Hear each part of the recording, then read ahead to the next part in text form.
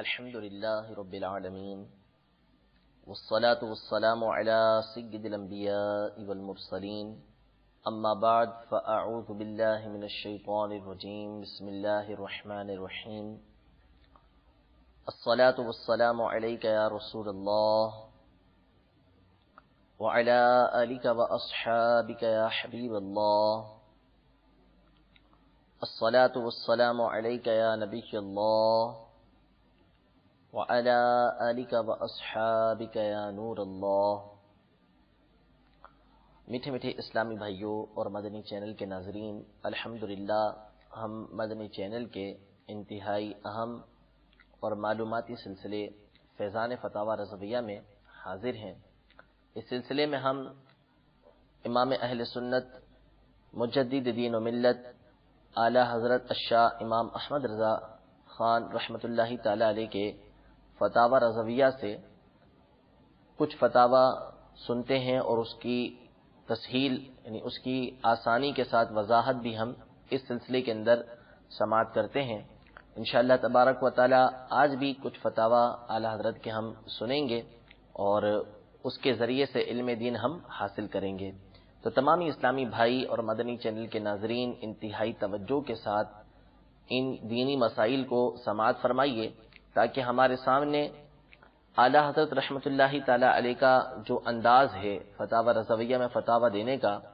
وہ بھی ظاہر ہو، وہ بھی واضح ہو، اور ساتھ ہی ساتھ علم دین جو ہمیں حاصل ہو رہا ہے وہ صحیح طریقے سے ہمیں سمجھ بھی آ سکے۔ تو انتہائی توجہ کے ساتھ سماعت فرمائیے۔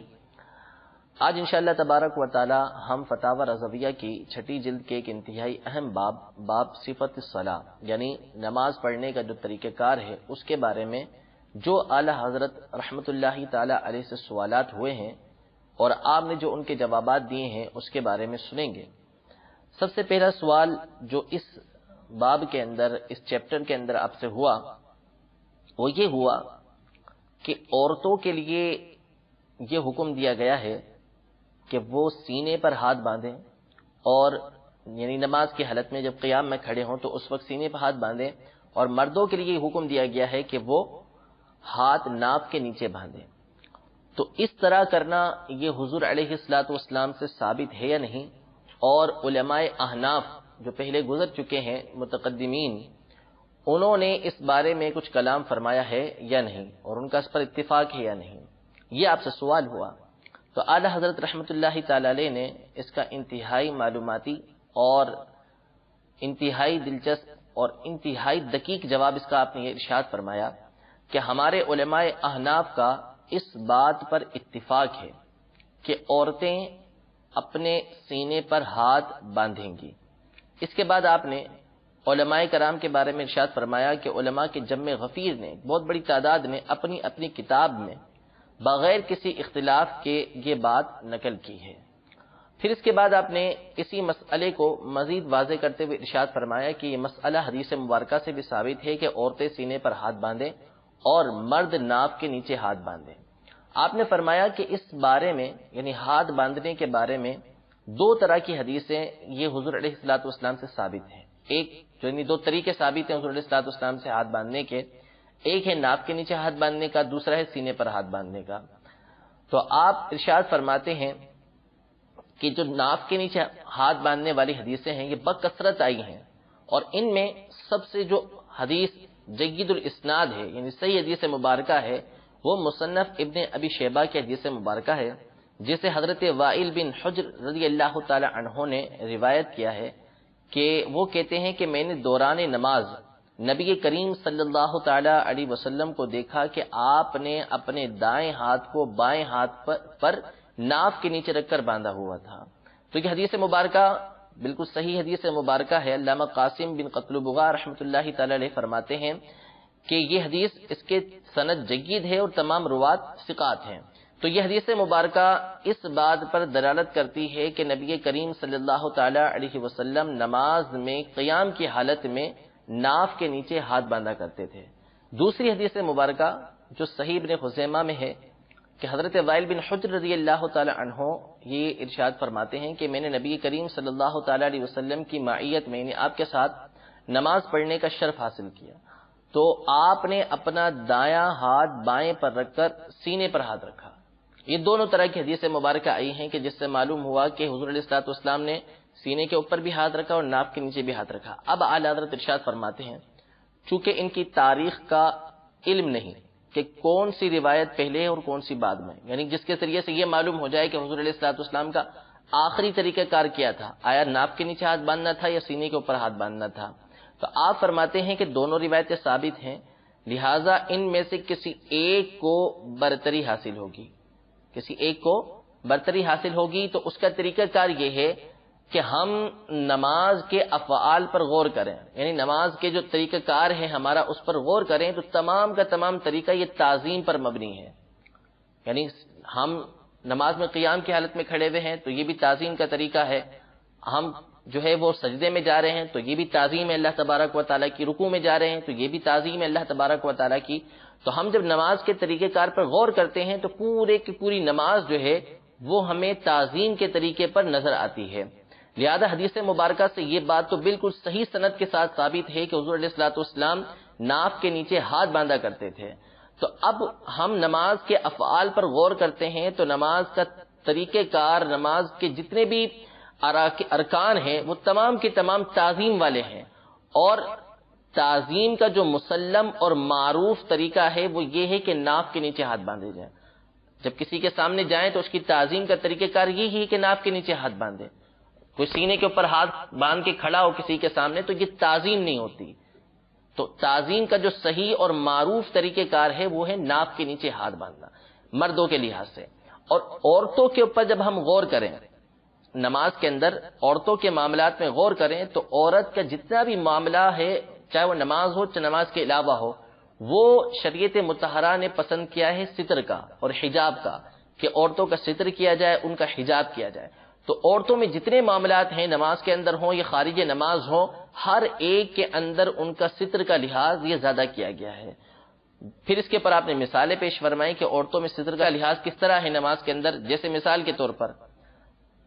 پہلی صف میں نماز پڑھنا افضل ہے، لیکن اگر کوئی صورت ایسی ہو جائے کہ عورتیں بھی نماز کے لیے حاضر ہوں تو عورتوں کے لیے افضل جو ہے وہ سب سے آخری صف ہے، کیونکہ اس میں ان کا پردہ زیادہ ہے. وہ آگے ہوں گی تو ان کی بے پردگی ہوگی اور پیچھے ہوں گی تو پردہ زیادہ رہے گا. اسی طرح ایک حدیث مبارکہ ہے، نبی کریم صلی اللہ تعالی علیہ وسلم نے ارشاد فرمایا کہ عورت کی نماز کمرے میں گھر کے صحن میں نماز پڑھنے سے افضل اور خاص چھوٹے کمرے میں اس سے بھی افضل ہے. تو اب یہ دیکھیے کہ صحن سے بہتر فرمایا کمرے کے اندر، کیونکہ صحن کے مقابلے میں کمرے کے اندر زیادہ ستر ہے، اور کمرے سے بھی زیادہ چھوٹا کمرہ کہ اس سے بھی زیادہ اس کے اندر حجاب اور اس کے اندر جو ہے وہ پردہ پوشی ہے. لہذا یہ حکم ارشاد فرمایا کہ وہ چھپ کر زیادہ سے زیادہ نماز پڑھے. اسی طرح ایک حدیث مبارکہ ہے کہ نبی کریم صلی اللہ تعالی علیہ وسلم دو خواتین کے پاس سے گزرے جو نماز ادا کر رہی تھیں. فرمایا جب تم سجدہ کرو تو اپنے جسم کا کچھ حصہ زمین کے ساتھ ملاؤ، کیونکہ سجدے کی حالت میں عورت مرد کی طرح نہیں ہے. تو وہاں پہ چونکہ زمین کے ساتھ ملانے میں عورت کا ستر زیادہ ہو جاتا ہے، حجاب زیادہ ہو جاتا ہے، لہذا اس کا یہ حکم ارشاد فرمایا. تو یہ باتیں آپ نے بیان کر کے یہ ارشاد فرمایا کہ اس سے معلوم ہوا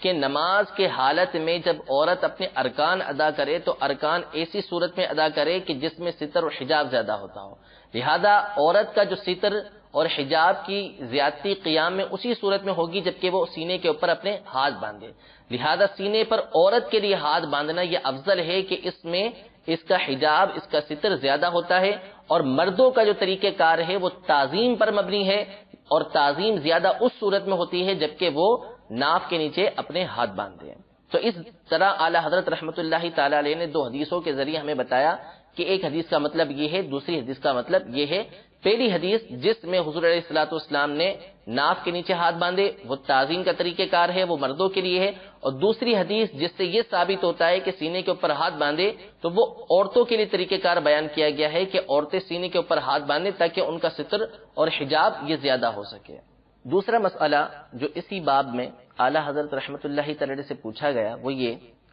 کہ التحیات میں جو شہادت کی انگلی کے ساتھ اشارہ کیا جاتا ہے یہ ہمارے فقہاء کرام سے ثابت ہے یا نہیں. اعلی حضرت رحمۃ اللہ تعالی علیہ نے فقہائے کرام سے اس کا ثبوت دینے سے پہلے اس کے اوپر احادیث مبارکہ بیان فرمائیں، لہذا آپ ارشاد فرماتے ہیں کہ امام مسلم رحمۃ اللہ تعالی علیہ نے اپنی صحیح کے اندر حضرت عبداللہ بن عمر رضی اللہ تعالی عنہما سے روایت کیا کہ نبی کریم صلی اللہ تعالی علیہ وسلم تشہد میں اپنا داہنا ہاتھ یعنی سیدھا ہاتھ سیدھی ران پر رکھتے اور سب انگلیاں بند کر کے انگوٹھے کی پاس کی انگلی سے یعنی شہادت کی انگلی سے جو ہے وہ اشارہ فرمایا کرتے تھے۔ دوسری حدیث مبارکہ آپ نے یہ ذکر فرمائی کہ انہی سے یعنی حضرت عبداللہ بن عمر رضی اللہ تعالی عنہ سے مروی ہے کہ انگلی سے اشارہ کرنا شیطان پر دھار ہتھیار سے یعنی دھار والا جو ہتھیار ہوتا ہے اس سے زیادہ یہ سخت ہے۔ پھر تیسری حدیث مبارکہ ذکر فرمائی انہی سے یعنی حضرت عبداللہ بن عمر رضی اللہ تعالی عنہ سے مروی ہے کہ رسول اللہ صلی اللہ علیہ وسلم نے ارشاد فرمایا کہ یہ انگلی سے اشارہ کرنا شیطان کے دل میں خوف ڈالنے والا ہے۔ تو یہ احادیث مبارکہ کے ذریعے آپ نے مسئلہ بیان فرمایا۔ اس کے بعد آپ سے یہ سوال ہوا تھا کہ فقہائے کرام سے یعنی فقہائے احناف سے بھی یہ ثابت ہے یا نہیں، تو اس میں آپ نے اعلی حضرت نے یہ ارشاد فرمایا کہ ہمارے محققین کا بھی یہی مذہب صحیح اور معتمد علیہ ہے کہ انگلی کے ذریعے شہادت کی انگلی کے ذریعے التحیات کے اندر اشارہ کیا جائے گا۔ پھر اس کے بعد آپ نے کئی کتابوں کے حوالوں سے بیان فرمایا کہ ہمارے فقہائے کرام نے اس بارے میں یہ ارشاد فرمایا ہے اور یہی امام اعظم رحمۃ اللہ تعالی علیہ سے مروی ہے۔ تو اس کے ذریعے معلوم ہوا کہ جو ہم التحیات کے اندر انگلی شہادت کی انگلی سے اشارہ کرتے ہیں یہ احادیث مبارکہ سے بھی ثابت ہے اور ہمارے ائمہ یعنی امام اعظم رضی اللہ تعالی عنہ، امام ابو یوسف اور امام محمد رحمہم اللہ سے بھی یہی منقول ہے، اور آپ نے احادیث طیبہ کی روشنی میں یہی حکم ارشاد فرمایا ہے کہ التحیات میں بیٹھ کر انگلی کے ذریعے اشارہ کیا جائے گا۔ تیسرا مسئلہ جو آپ سے اسی چیپٹر کے اندر پوچھا گیا وہ یہ یعنی چونکہ نماز کا طریقہ کار چل رہا ہے تو اس میں آپ سے یہ سوال ہوا کہ رفع یدین رسول مقبول صلی اللہ تعالی علیہ وسلم نے کیا یا نہیں، اور اگر کیا تو کب تک کیا؟ یہ بات ثابت ہے کہ ہمیشہ آپ نے کیا، اور مسلمانوں کو کیا کرنا چاہیے؟ یعنی آپ سے سوال ہوا ہے کہ نماز میں جو رفع یدین کیا جاتا ہے آیا یہ حضور علیہ الصلوۃ والسلام سے کرنا ثابت ہے اور کب تک ثابت ہے، اور پھر مسلمانوں کا طریقہ کار کیا ہونا چاہیے؟ اس کے جواب میں اعلی حضرت رحمۃ اللہ تعالی فرماتے ہیں کہ رسول اللہ صلی اللہ تعالی علیہ وسلم سے ہرگز کسی حدیث میں ثابت نہیں کہ حضور اقدس صلی اللہ تعالی علیہ وسلم نے ہمیشہ رفع یدین کیا ہو، یعنی یہ بات ثابت نہیں کہ ہمیشہ حضور علیہ الصلوۃ والسلام رفع یدین کر کے نماز پڑھتے ہوں، بلکہ رسول اللہ صلی اللہ تعالی علیہ وسلم سے اس کا خلاف ثابت ہے، اور اس میں احادیث کے اندر یہ بات بھی مذکور نہیں کہ کب تک حضور علیہ الصلوۃ والسلام نے رفع یدین کیا۔ آپ فرماتے ہیں اعلی حضرت کے حدیثیں دونوں طرح کی آئی ہیں، حضور علیہ الصلوۃ والسلام نے رفع یدین بھی کیا ہے اور رفع یدین چھوڑنے کا حکم بھی ارشاد فرمایا ہے۔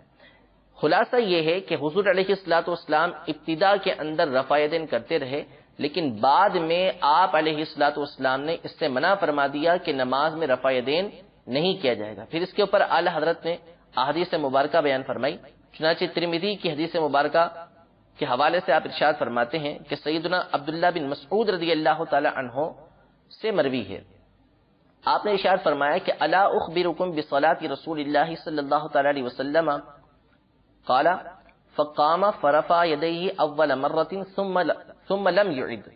یعنی حضرت عبداللہ بن مسعود رضی اللہ تعالی عنہ نے فرمایا کہ کیا میں تمہیں رسول اللہ صلی اللہ تعالی علیہ وسلم کی نماز پڑھ کے نہ دکھاؤں؟ لوگوں نے کہا دکھائیے، تو آپ نے نماز پڑھ کے دکھائی، اور پہلی مرتبہ یعنی جب تکبیر تحریمہ کے لیے ہاتھ اٹھائے جاتے ہیں تو اس وقت آپ نے ہاتھ اٹھائے، اس کے بعد پھر آپ نے ہاتھ نہیں اٹھائے۔ یہ حدیث مبارکہ ذکر کر کے امام ترمذی رحمۃ اللہ تعالی فرماتے ہیں کہ حدیث ابن مسعود حدیث حسن وبہ یقول غیر واحد من اہل العلم من اصحاب النبی صلی اللہ تعالی علیہ وسلم والتابعین وهو قول سفیان واہل الکوفہ، یعنی حدیث ابن مسعود رضی اللہ تعالی عنہ حدیث حسن ہے، یعنی ایسی حدیث ہے کہ جس کے ذریعے سے دلیل پکڑی جاتی ہے، اور یہی مذہب متعدد علماء جو نبی کریم صلی اللہ تعالی علیہ وسلم کے صحابہ میں سے اور تابعین میں سے ہیں، اور امام سفیان اور علماء کوفہ رضی اللہ تعالی عنہم کا یہی مذہب ہے۔ یہ ایک حدیث مبارکہ ذکر فرمائی کہ جس کے ذریعے معلوم ہوا کہ سیدنا عبداللہ بن مسعود رضی اللہ تعالی عنہ جو حضور علیہ الصلوۃ والسلام کے اتنے قریبی صحابی تھے کہ احادیث کے اندر مروی ہے کہ جب مدینے سے کوئی باہر سے آتا مدینہ شریف کے اندر تو وہ حضرت عبداللہ بن مسعود رضی اللہ تعالی عنہ کی حضور علیہ الصلوۃ والسلام سے قربت دیکھ کر یہ گمان کرتا کہ حضرت عبداللہ بن مسعود رضی اللہ تعالی عنہ حضور علیہ الصلوۃ والسلام کے گھر کے افراد میں سے کوئی فرد ہے۔ اتنی قربت حضرت عبداللہ بن مسعود رضی اللہ تعالی عنہ کو حضور علیہ الصلوۃ والسلام سے تھی۔ ایک حدیث مبارکہ کے اندر ہے کہ ارشاد فرمایا کہ جس بات سے میری امت کے لیے عبداللہ بن مسعود راضی ہیں میں راضی ہوں، اور جس بات کو عبداللہ بن مسعود میری امت کے لیے ناپسند کرے میں ناپسند کرتا ہوں۔ یعنی حضرت عبداللہ بن مسعود رضی اللہ تعالی عنہ کا اتنا مقام حضور علیہ الصلوۃ والسلام کی بارگاہ میں ہے، تو وہ یہ حدیث مبارکہ بیان فرما رہے ہیں کہ میں تمہیں حضور علیہ الصلوۃ والسلام کی نماز پڑھ کے دکھاؤں۔ پھر نماز پڑھ کے دکھائی اور ارشاد فرمایا کہ پہلی دفعہ میں ہاتھ اٹھائے، اس کے بعد آپ نے ہاتھ نہیں اٹھائے۔ تو اس حدیث مبارکہ سے یہ بات معلوم ہوئی کہ نماز کے اندر رفع دین کرنا، جو کہ امام اعظم رضی اللہ تعالیٰ عنہ کا مذہب ہے کہ صرف پہلی مرتبہ رفع دین کیا جائے گا، اس کے بعد رفع دین نہیں کیا جائے گا۔ پھر مزید احادیث مبارکہ اعلی حضرت رحمۃ اللہ تعالی علیہ نے اس کے اوپر بیان فرمائے۔ چوتھا مسئلہ جو اسی باب میں آپ سے پوچھا گیا وہ یہ کہ نماز کی حالت میں جب ہم کھڑے ہوئے ہوں تو ہمارے پاؤں کے درمیان کتنا فاصلہ ہونا چاہیے۔ اس بارے میں آپ سے دو طرح کے سوال ہوئے، ایک تو مذہب حنفی کے مطابق کہ امام اعظم کا اس بارے میں کیا مذہب ہے، احناف کا اس بارے میں کیا مذہب ہے، اور شافعی حضرات جو ہیں ان کا اس بارے میں کیا مذہب ہے۔ پھر جو سوال کرنے والا شخص ہے اس نے اپنا یہ مشاہدہ بتایا کہ اس نے کعبۃ اللہ شریف میں لوگوں کو نماز پڑھتے ہوئے دیکھا، مسجد حرام کے اندر کسی کو نماز پڑھتے ہوئے دیکھا کہ اس نے جو ہے وہ دونوں پاؤں کے درمیان بہت زیادہ فاصلہ رکھا ہوا تھا۔ تو اس پر اس نے پوچھا کہ میں نے کعبۃ اللہ شریف میں نماز پڑھتے ہوئے کسی شخص کو اس طریقے سے دیکھا ہے، اس بارے میں ارشاد فرمائیے۔ تو اعلی حضرت رحمۃ اللہ تعالی علیہ نے اس کا جواب یہ ارشاد فرمایا کہ جب ہم نماز کی حالت میں کھڑے ہوں تو اس وقت دونوں پاؤں کے درمیان 4 انگل کا فاصلہ رکھنا یہی ادب اور یہی سنت مبارکہ ہے۔ 4 انگل کا فاصلہ رکھنا یہی ادب اور یہی سنت مبارکہ ہے، اور یہی ہمارے امام اعظم رضی اللہ تعالی عنہ سے منقول ہے۔ پھر اس کے بعد آپ نے رد المختار کے حوالے سے، فتاوی شامی کے حوالے سے اور دیگر کتابوں کے حوالے سے یہ مذہب بیان فرمایا۔ اور پھر آپ سے چونکہ سوال ہوا تھا کہ مذہب شافعی میں اس کا کیا حکم ہے، امام شافعی کے نزدیک اور ان کے علماء کے نزدیک اس کا کیا حکم ہے، تو اعلی حضرت رحمۃ اللہ تعالی علیہ کی دیگر مذاہب پر بھی کیسی نظر تھی کہ آپ نے مذہب شافعی کی ایک انتہائی معتمد اور مشہور کتاب کے حوالے سے ارشاد فرمایا کہ امام علامہ جمال الدین یوسف اردبیلی شافعی کتاب الانوار میں کہ اجل معتمدات مذہب شافعی سے ہیں، یعنی یہ جو کتاب ہے کتاب الانوار یہ امام شافعی کے مذہب کی مشہور اور معتمد کتابوں میں سے ہے۔ اس میں بھی 4 انگل فاصلہ رکھنے کی مستحب ہونے کی صراحت کی گئی ہے، یعنی امام شافعی کے مذہب کی اس مشہور کتاب میں بھی یہی تصریح ہے، یہی وضاحت ہے کہ نماز میں جب کھڑے ہوں تو 4 انگلیوں کا فاصلہ دونوں پاؤں کے درمیان ہونا چاہیے۔ پھر یہ جو سائل نے کہا تھا کہ میں نے نماز پڑھتے ہوئے دیکھا مسجد حرام کے اندر کسی کو کہ اس نے دونوں پاؤں کے درمیان فاصلہ بہت زیادہ رکھا ہوا تھا، تو آپ نے اس کی وجہ بیان فرمائی کہ ہو سکتا ہے کہ اس شخص کو کوئی عذر ہو، اس وجہ سے اتنا زیادہ فاصلہ رکھا ہوا ہو، اور دوسری بات یہ کہ شاید یہ ناواقفی کی بنا پر ہو، یعنی اس شخص کو اس کا علم ہی نہ ہو کہ دونوں پاؤں کے درمیان فاصلہ کتنا رکھا جاتا ہے۔ اور فرماتے ہیں کہ ہر مکہ معظمہ کا رہنے والا ہر شخص یہ عالم تو نہیں ہوا کرتا کہ اسے ہر بات معلوم ہو، اعتبار جو ہے وہ اقوال افعال علماء کا ہے، یعنی جو علماء اقوال بیان کریں، جو افعال علماء کریں اس کا اعتبار ہے، ہر شخص کا اعتبار نہیں اگرچہ کہ وہ مکہ معظمہ کا رہنے والا ہو۔ ایک اور مسئلہ سماعت فرمائیے، آپ رحمۃ اللہ تعالی سے سوال ہوا کہ نفل نماز اگر کوئی بیٹھ کر ادا کرے تو رکوع کس طرح ادا کرے، یعنی جو سرین ہے بیک جو ہے وہ اٹھے یا نہیں، اور اگر کسی نے اس طرح کیا کہ اس نے رکوع اتنا کیا کہ اس کے سرین بھی اٹھ گئے تو اس صورت میں نماز مکروہ تحریمی ہوگی یا تنزیہی یا نماز ہی اس کی فاسد ہو جائے گی۔ تو آپ رحمۃ اللہ تعالی علیہ نے اس کے جواب میں ارشاد فرمایا کہ رکوع میں اس قدر تو واجب ہے کہ سر جھکائے اور پیٹھ کو قدر خم دے، یعنی سر جھکا لے اور اپنی پیٹھ کو جھکا لے، اتنا کرنا کہ اس کے ہاتھ جو ہے وہ گھٹنوں تک پہنچ جائے، یہ واجب ہے۔ مگر بیٹھ کر نماز پڑھے تو بیٹھ کر نماز پڑھتے ہیں تو اس وقت تو ہمارے ہاتھ ہی گھٹنوں کے بالکل قریب ہوتے ہیں، تو آپ فرماتے ہیں کہ اس کا کمال و طریقہ اعتدال یہ ہے، یعنی صحیح طریقہ جو ہے، جو مناسب طریقے سے کرنا ہے وہ یہ ہے کہ پیشانی جھک کر گھٹنوں کے مقابل آ جائے، یعنی اتنا جھکے بندہ جب بیٹھ کر نماز پڑھ رہا ہو تو اتنا جھک جائے کہ اس کی جو پیشانی ہے وہ اس کے گھٹنوں کے سامنے آ جائے بالکل۔ اور آپ فرماتے ہیں کہ اتنا جھکنے کے لیے سرین کو اٹھانا یہ ضروری نہیں اور اس کی حاجت بھی نہیں۔ اب اگر کسی نے اس طرح کیا تو یہ زائد ہوگا اور ابس و بیجا ہوگا، فضول ہوگا یہ، اور نماز میں ایسا فعل کرنا یہ جو کم سے کم درجہ ہے وہ اس کا ناپسند اور مکروہ تنزیہ ہے۔ تو اگر کسی نے اس طرح کا فعل کیا کہ اس کے سرین اٹھ گئے تو یہ ناپسندیدہ عمل ہے اور مکروہ تنزیہ، ایسا عمل نہیں کرنا چاہیے نماز میں۔ مزید آپ سے ایک سوال یہ ہوا کہ ایک شخص نماز کھڑے ہو کر اپنی بیماری کی وجہ سے نہیں پڑھ سکتا، لیکن اس کو اس قدر طاقت ہے کہ کھڑے ہو کر تکبیر تحریمہ کہہ لے اور باقی نماز بیٹھ کر اور رکوع و سجود کے ساتھ پڑھ سکتا ہے، تو اس صورت میں کیا اس کے لیے ضروری ہے کہ وہ تکبیر تحریمہ کھڑے ہو کر ہی کہے اور پھر بیٹھ جائے، یا سرے سے بیٹھ کر نماز شروع کرے اور ادا کر لے؟ اور اگر اس نے یعنی جبکہ وہ کھڑے ہونے کی طاقت رکھتا ہے، اتنی طاقت رکھتا ہے کہ کھڑے ہو کے تکبیر تحریمہ کہہ لے، اس صورت میں اس نے پوری کی پوری نماز بیٹھ کر ادا کی تو اس کی نماز ہو جائے گی یا نہیں؟ آپ رحمت اللہ تعالی علیہ اس کے جواب میں ارشاد فرماتے ہیں کہ اس صورت میں بے شک اس پر لازم ہے کہ تکبیر تحریمہ کھڑے ہو کر باندھے، جب قدرت نہ رہے بیٹھ جائے، صحیح ہے۔ یعنی اگر ایسی کنڈیشن اس کی ہے کہ وہ کھڑے ہو کر تکبیر تحریمہ کہہ سکتا ہے، تحریمہ باندھ سکتا ہے، تو اس صورت میں اس پر لازم ہے کہ وہ تکبیر تحریمہ کھڑے ہو کر کہے،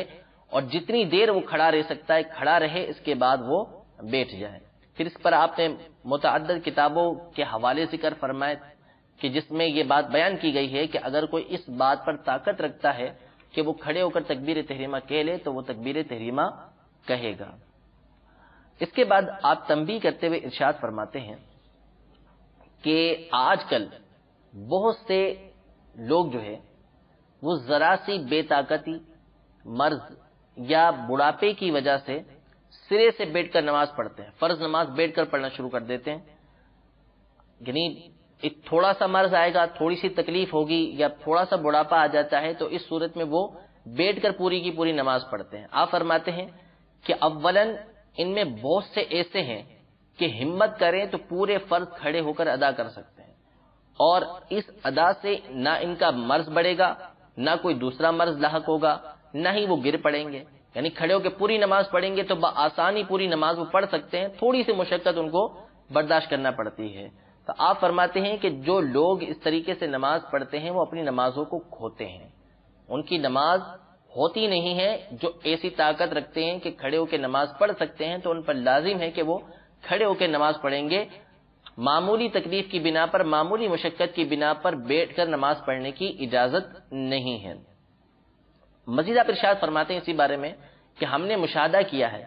کہ وہی لوگ کہ جو اپنے مرض کی وجہ سے، ضعف کی وجہ سے فرض نماز بیٹھ کر پڑھتے ہیں، وہی باتوں میں اتنی دیر کھڑے رہتے ہیں کہ اتنی دیر میں 10-12 رکعتیں بآسانی ادا کر لیتے ہیں۔ تو ایسی حالت میں ہرگز بیٹھنے کی اجازت نہیں ہے۔ پھر آپ ارشاد فرماتے ہیں کہ اگر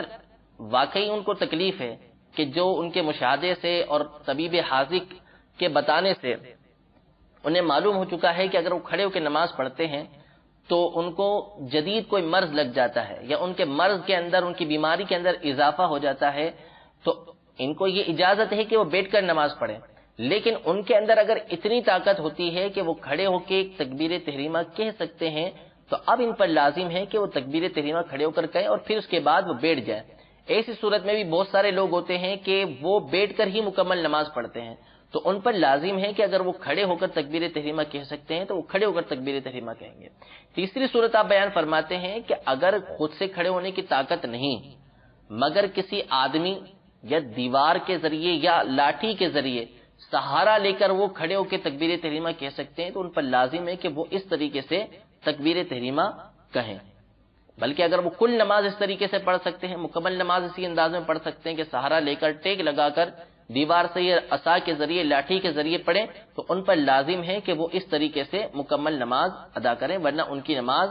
صحیح نہیں ہوگی۔ اس کے بعد آخر میں آپ ارشاد فرماتے ہیں کہ یہ سب مسائل خوب سمجھ لیے جائیں، خوب اچھی طریقے سے ان مسائل کو سمجھ لیا جائے، ورنہ نماز ضائع ہو جاتی ہے، ہو سکتی ہے۔ بہت ساری صورتیں ہیں، مزید تفصیل کے لیے آپ امیر اہل سنت امیر دعوت اسلامی حضرت علامہ مولانا الیاس ستار قادری دامت برکاتہم العالیہ کی تصنیف نماز کے احکام کا مطالعہ فرمائیں، انشاءاللہ تبارک و تعالی نماز کے بارے میں مزید معلومات بھی حاصل ہوگی اور جن وجوہات سے نماز ضائع ہو جاتی ہے وہ بھی ہمارے سامنے ظاہر ہوگی۔ ایک دلچسپ سوال مزید جو آپ سے اسی باب کے اندر ہوا وہ سماعت کیجیے۔ آپ سے یہ سوال ہوا کہ اکثر دیہاتوں میں، گاؤں میں یہ طریقہ کار ہے کہ جب نماز پڑھ کر اٹھتے ہیں تو مصلی کا جو کونا ہوتا ہے وہ الٹ دیتے ہیں، تو اس کا شرعاً کوئی ثبوت ہے یا نہیں؟ ہمارے یہاں بھی یہ طریقہ کار ہوتا ہے کہ جب نماز پڑھنے کے لیے مصلی بچھا ہوتا ہے تو جب تک نماز پڑھتے ہیں اسے ویسے ہی رہنے دیتے ہیں، جب کھڑے ہوتے ہیں یا کہیں جانا ہوتا ہے واپس آنے کے لیے تو مصلی کا ایک کونا الٹ کر چلے جاتے ہیں۔ تو ایسا کرنا اس کا کوئی شرعی طور پہ ثبوت ہے یا نہیں؟ تو اعلیٰ حضرت رحمۃ اللہ تعالی علیہ احادیث طیبہ کے ذریعے حکم ارشاد فرماتے ہیں۔ پہلے آپ نے 3 حدیثیں بیان کی، وہ سماعت فرمائیے۔ آپ فرماتے ہیں کہ ابن عساکر نے تاریخ میں حضرت جابر بن عبداللہ رضی اللہ تعالی عنہما سے روایت کیا کہ رسول اللہ صلی اللہ تعالی علیہ وسلم ارشاد فرماتے ہیں کہ الشیاطین یستمتعون بثيابکم فاذا نزع احدکم ثوبه فلیطوه حتی ترجع الیها انفاسها فان الشیطان لا یلبس ثوبا مطویا، یعنی شیطان تمہارے کپڑے اپنے استعمال میں لاتے ہیں تو کپڑا اتار کر طے کر دیا کرو کہ اس کا دم راست ہو جائے کہ شیطان طے کیے ہوئے کپڑے کو نہیں پہنتا۔ تو حدیث مبارکہ میں یہ حکم ارشاد فرمایا کہ کپڑے جو اتار کے رکھنے چاہیے تو وہ طے کر کے رکھ دینے چاہیے۔ دوسری حدیث مبارکہ موجب اوسط کے حوالے سے آپ یہ ارشاد فرماتے ہیں کہ کپڑے لپیٹ دیا کرو، اس لیے کہ شیطان جس کپڑے کو لپیٹا ہوا دیکھتا ہے اسے نہیں پہنتا اور جسے پھیلا ہوا پاتا ہے تو اسے پہنتا ہے۔ تیسری حدیث مبارکہ آپ نے ابن ابی دنیا کے حوالے سے حضرت قیس بن ابی حازم رضی اللہ عنہ سے روایت کی کہ فرمایا جہاں کوئی بچھونا بچھا ہو جس پر کوئی سوتا نہ ہو تو اس پر شیطان سوتا ہے۔ یہ 3 حدیث مبارکہ بیان کر کے آپ نے ارشاد فرمایا کہ ان احادیث سے اس کی اصل نکل سکتی ہے اور پورا لپیٹ دینا بہتر ہے، یعنی جب نماز کے لیے جائیں اور نماز پڑھ کے جب مصلی وہاں سے فارغ ہوں اور کہیں جانا ہو تو مصلی کا کونا لپیٹ سکتے ہیں، بہتر ہے، اور سب سے بہتر طریقہ کار یہ ہے کہ پورے کا پورا یہ مصلی لپیٹ دیا جائے۔ اعلیٰ حضرت رحمۃ اللہ تعالی علیہ کی ایک خصوصیت یہ بھی تھی کہ فتاوی رضویہ کے اندر اعلیٰ حضرت سے سوالات کرنے والے یہ عام لوگوں کے علاوہ علماء کرام، فقہاء کرام اور جو دنیاوی اعتبار سے بڑی بڑی شخصیتیں تھیں وہ بھی اعلیٰ حضرت رحمۃ اللہ تعالی علیہ سے سوالات کیا کرتی تھی، اپنے مسائل کا حل پوچھا کرتی تھی۔ اعلیٰ حضرت رحمۃ اللہ تعالی علیہ کے ایک معاصر بزرگ حضرت علامہ مولانا وسیع احمد محدث سورتی رحمۃ اللہ تعالی علیہ جو بہت بڑے عالم، بہت بڑے بزرگ گزرے ہیں اور اعلیٰ حضرت رحمۃ اللہ تعالی علیہ سے عمر میں بڑے تھے، بزرگ تھے، لیکن اعلیٰ حضرت رحمۃ اللہ تعالی علیہ کا انتہائی ادب و احترام کیا کرتے تھے۔ صدر الشریعہ بدر الطریقہ حضرت علامہ مولانا امجد علی اعظمی رحمۃ اللہ تعالی علیہ جو بہت بڑے محدث گزرے، مفتی گزرے ہیں، اور ظفر الدین بیاہری رحمۃ اللہ تعالی علیہ جو اعلیٰ حضرت کے خلیفہ بھی ہیں، اعلیٰ حضرت کے شاگرد بھی ہیں، یہ دونوں کے دونوں محدث سورتی رحمۃ اللہ تعالی علیہ کے شاگرد ہیں۔ اسی طرح بڑے بڑے علماء کرام بر صغیر کے اندر محدث سورتی رحمۃ اللہ تعالی علیہ کے شاگرد ہیں۔ یہ محدث سورتی وہ ہیں کہ جنہوں نے صحاح ستہ کے اوپر، یعنی حدیث کی جو بڑی بڑی کتابیں ہیں ان کے اوپر حاشیے لکھے ہیں، ان کی شروحات لکھی ہیں، اور یہ اعلیٰ حضرت رحمۃ اللہ تعالی علیہ سے ایک حدیث کے بارے میں سوال کر رہے ہیں۔ انہوں نے خود اتنے بڑے عالم ہیں کہ ان کے بارے میں معروف ہے کہ آپ کو مکمل بخاری شریف زبانی یاد تھی۔ اعلیٰ حضرت رحمۃ اللہ تعالی علیہ کی کی جو اہمیت اور وقعت ان کی نظروں میں تھی وہ ان کے اس سوال سے ظاہر ہوتی ہے کہ اپنا مسئلہ حل کرنے کے لیے اعلیٰ حضرت رحمۃ اللہ تعالی علیہ سے سوال کرتے ہیں کہ ایک حدیث مبارکہ ہے، حدیث صلاۃ تطوع او فریضۃ بامام تعدل 25 صلاۃ بلا امامۃ و جمعۃ بامامۃ تعدل 70 جمعۃ بلا امامۃ، یعنی امامے کے ساتھ نفل یا فرض نماز کا پڑھنا بغیر امامے کی نماز سے 25 گنا افضل ہے، اور امامے کے ساتھ جمعے کا پڑھنا بغیر امامے کے جمعے سے